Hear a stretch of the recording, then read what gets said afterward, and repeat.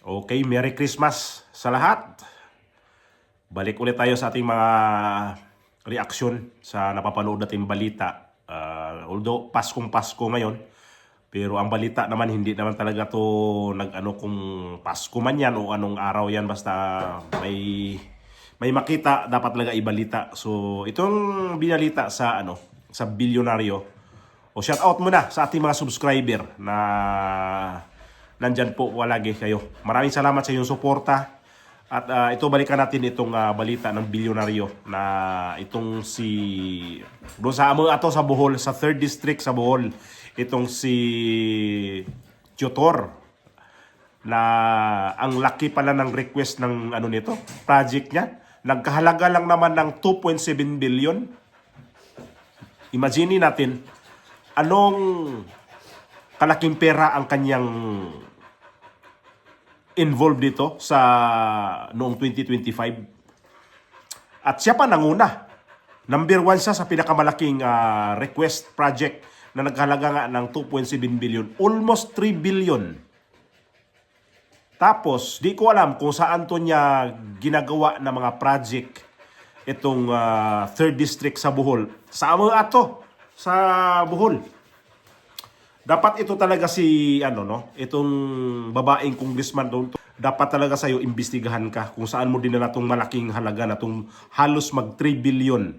Maniwala ako na itong 3 billion na to sa 3rd District, gaano kadaming project ang ginawa mo dyan? Last year lang nasa Bohol ako, pero wala man ako nakitang ganun kagandang mga infrastructure dyan. Although mayroong mga naibalita dyan sa Lubok, pero controversial din ang project na dyan sa Lubok River. Mayroon pa ho dyan sa may Gindulman. Nakarating ho sa akin kasi may nagpadala sa akin ng picture ho dyan. Kaya sabi ko, gusto ko kailangan may video. So itong 2.7 billion, almost 3 billion na project, imagine natin ang Bohol, imagine ang 3rd District. Ilang tao lang naman yan dyan? Ilang municipality lang naman ang daanan ng na yan, yung distrito na yan. Tapos ganito kalaki ang kanyang hinihingi na budget para sa kanyang distrito sa 3rd District sa Bohol, na grabe ang laki. Bakit di pa to na imbestigahan tong lintik na tong congressman na tong mandurugas na mga klaseng ganito Wala. Ito yung naibalita na to, hindi lang to ngayon lang naibalita tong itong Bohol, itong 3rd District. Naibalita na to siya twice sa national national TV na rin. Itong DZRH, naibalita yan na mayroon siyang mayroon siyang sasakyan na Porsche, basta nagkahalaga siya ng 14 million. Yun ang doon, ha? Yung Cayenne ba yun? Porsche Cayenne. So, dapat ito talaga maimbestigahan to kung saan talaga tong project na to banda. Kasi kapag hindi to naimbestigahan, ito ba yung dahilan noong na-vlog ko to ng twice din na mayroong sa akin dito, mayroong death threat sa akin dito. Kasi galit na galit. So ito hindi na to balita na hindi na to balita na tsamba lang, kasi pang na to pangatlo na naibalita tong 3rd District sa Bohol, itong si Tutor, na ang laki talaga na pala ng project nitong hiningi, pero hindi natin alam kung saan to niya dinapat. Ito yung balita ng bilyonaryo para maniwala kayo. I-share nyo to para makita niya sa 3rd District o kaya dyan sa Bohol. Di lang sa 3rd District, dapat buong Bohol makita natin kung anong ginagawa ng mga congressman dyan at sa mga LGU. Matapos naming himayin na ang umano'y wish list ng mga senador sa tinaguriang DPWH leaks, project request naman ng mga kongresista ang nakalkal ng aming team. Sino-sino ang nangunguna sa listahan? Alamin sa ikalawang bahagi ng exclusive agenda report ni Joash Malimban. Muling nakakuha ang Billionaire News Channel ng ilan pang bahagi ng tinaguriang DPWH leaks. ang mga dokumentong nagdedetalye sa mga umano'y proponents ng mga ilang proyekto noong binubuo ang DPWH budget proposal para sa 2025 National Expenditure Program o NEP. Sa bahaging ito ng aming ulat, ilalabas namin ang ilan sa top proponents mula sa hanay ng mga kongresista. Nangunguna sa listahan si Bohol 3rd District Representative Christine Alexi Tutor na umano'y may 2.7 billion pesos worth of sponsored projects. Ikalawa si dating Batangas 6th District Representative at ngayon Executive Secretary Ralph Recto na may 2.4 billion pesos. Top 3 naman si ang Probinsyano Party List Representative Alfred De Los Santos na may 2.1 billion pesos worth of sponsored projects. Sunod sa listahan si Negros Oriental 2nd District Representative Manuel Sagarbaria na may 2 billion pesos worth of sponsored projects. 1.6 billion pesos naman ang nakalista sa ilalim ng pangalan ni Palawan 2nd District Representative Jose Alvarez. 1.6 billion pesos din kay Leyte 1st District Representative at dating House Speaker Martin Romualdez. 1.5 billion pesos naman kay Noy Surigao del Sur 2nd District Representative Johnny Pimentel. 1.2 billion pesos worth of projects para kay Rizal 1st District Representative Michael Duavit. 1.1 billion pesos naman kay Nooy House Appropriations Chair at ako Bicol Party List Representative Zaldico. May 5 pang kongresista na may mahigit 1 billion pesos na umano'y sponsored projects. Kabilang dito, sina Laguna 3rd District Representative Amben Amante, Batangas 2nd District Representative Jinky Luistro, former Batangas 1st District Representative Eric Buhain, Biliran Representative Jerry Boy Espina Jr. at Nueva Ecija 4th District Representative Emeng Pascual. Bilang paglilinaw, hindi BICAM o budget insertions ang laman ng mga dokumentong ito.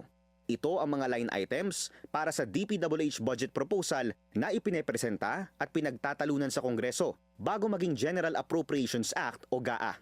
Sa sworn affidavit ni former DPWH Undersecretary Roberto Bernardo, idinetali niya ang proseso ng pagbuo ng DPWH budget proposal at kung ano mga umano'y inappropriate intervention na natatanggap ng ahensya mula sa ilang mga personalidad tulad ng mga politiko.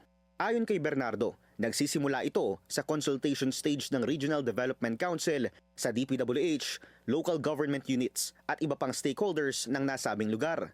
Dito raw kasi nagsisimulang gamitin ng ilang mga taong may posisyon tulad ng mga senador, mga kongresista, executive department officials at local executives ang kanilang kapangyarihan para i-require mga district engineer na isumite ang listahan ng mga proyekto na maaaring sponsoran habang isinasagawa ang budget legislation process.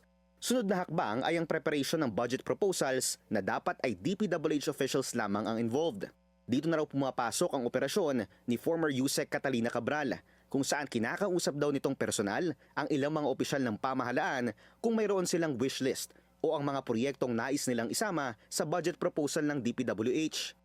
Yusek Cabral would tell me that she would communicate and meet legislators to inform them of the amount of their allocations and ask them for titles of projects that they want to include in the DPWH budget.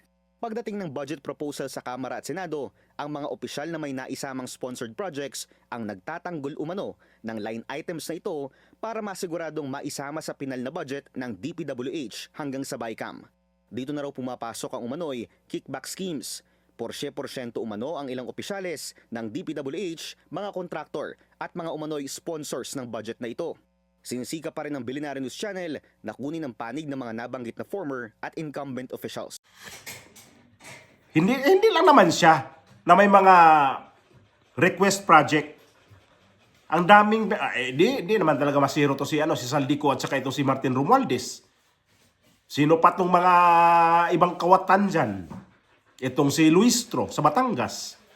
Itong si akala ko matino tong sa sa Palawan, itong si Alvarez.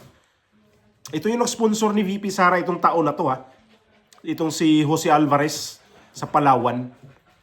Na ito yung sponsor sa budget ni VP Sara sa OVP. Akala ko matino din pero wala na talagang matino pala sa ating mga namumuno ngayon. Lokal man yan, national man yan. Baka pati mga barangay captain natin ngayon. Pumasok na rin sa ganitong kalakaran na grabe. Mangulimbat ng pera. Ito kulimbat to Itong ginawa ni Tutor, kulimbat ito. Bakit hindi ito naimbestigahan sa COA? Bakit wala nag-endorse nitong walang kaso to sa ngayon? Kasuhan nyo to sa ombudsman. Imbestigahan to para Makita natin talaga kung saan ang project nito. At i-endorse natin sa ombudsman. So, binuto nyo to. Ito na ngayon. At ito na ba yung kapalit noong impeachment ni BP Sara? Kasi pumirma to. Ayan yung ano niya. Yung pirma nila ng 3 congressman sa Bohol. Ito ba yung kapalit? Mantakin ba naman, nag-number 1 siya ha? 2.7 billion ang kanyang hiningin gagawing project. Nakakalula ang pera nito. 2.7 billion kung titingnan mo to pag 3rd district ang kanyang tinitira nitong project, sigurado haya-haya ang 3rd district. Magpagawa siya ng mga kalsada, magpagawa siya ng tulay, magpagawa siya ng mga eskwelahan, o ano-ano, mga palengke. Ang dami makikita nitong project niya. Pero wala man kung narinig dito na na grabing project dito sa 3rd district. Last year nga lang, nandyan ako sa Bohol eh. Ito yung highway dyan mula sa Carmen papuntang Pilar eh. Di ka man makakita ng magandang highway. Lalo yun dito sa may bago ka makarating ng Pilar, yung dam dyan, yung sa yung sa may barangay Malinaw. Oh, hindi magandang pasada dyan ha. Di ko matanda kung asfaltado o simentado. Pero sa tingin ko hindi talaga maganda. Eh, bakit ko alam yan? Kasi dumaan kami dyan. Ako mismo. Dumaan dyan ako mismo. May dalang sasakyan. Hindi ko nakita maganda. Dito sa may bandang Carmen, bago mag-Carmen, pag galing ka na Sierra Bulyones, bago mag-Carmen, mas okay ang highway dyan. Pero hindi ganun ka lapad o hindi ganun ka malayong kilometro. Di rin, kunti lang. Pero yung sinasabi ko dito sa may Pilar, bago mag-Pilar, yung tawag dyan sa may dam, kung sino nakadaan sa inyo dyan. Hindi magandang kalsada dyan. So saan dinala yung mga ibang project dito? Ito ba yung sa Lubok? Na controversial din ang Lubok. Itong flood control dyan na slide din ito. Sa Gindulman, ganun din. So saan ang project mo dito, Tutor? Tama ba yung mga balibalita dyan na marami kang mga ari-arian dyan sa Dyan sa Panglao at saka sa Anda, Bohol. O naibalita din yan sa DZRH. Kung ma-search niyo yan sa DZRH, mayroon yan. Na sinira itong nagpapagawa ng beach resort dito sa Anda. Sinira ang mga coral.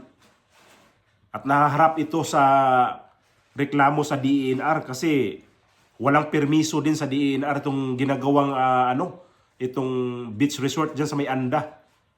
At ang masaklap pa niyan, sira ang mga coral, sinong makikinabang dyan sa Ikaw lang. Samantala yung mangingisda, kawawa. Saan sisilong yung mga isda? Itong Bohol kasi, ilan lang namang tao ang ilang population lang naman ang Bohol. Kunti lang naman yan dyan eh. Tapos ito, lalo itong 3rd district, tapos ganito kalaki, nakakahinala. So dawit siya dito, nako. Dapat ito imbisigahan talaga to. Para itong mga official sa Bohol na hindi maganda ang pagpatakbo sa kanilang posisyon dyan, huwag nyo na ibuto yan. Kayo ang nagiging kawawa. Pera ng taong bayan, pero silang nagpakasasa sa kanilang sa kanilang ginagawa ngayon. Kung totoo yan na bumili ng mga mamahaling sasakyan, may mga beach resort yan, sinong panalo sila? Pero ang mga taong bayan dyan, mantinir lang kayo dyan ng sardi-sardinas. Naku po, kawawa itong 3rd district. Ginawa na kasi, ito kasi mga official kasi, dyan mga congressman, ginawa kasi ng mga ignorante itong mga tao dyan eh. Ito naman mga tao iba, nagpauto. Huwag kayo magpauto sa next election by 2028. Ito siya, controversial nga to kasi ito pumirma sa impeachment kasi alam na natin yon anong kapalit project ang kanilang ang kapalit noon na pumirma sila. Di lang isang congressman nagsabi noon, di lang dalawa, di lang tatlo. ang daming congressman nagsalita.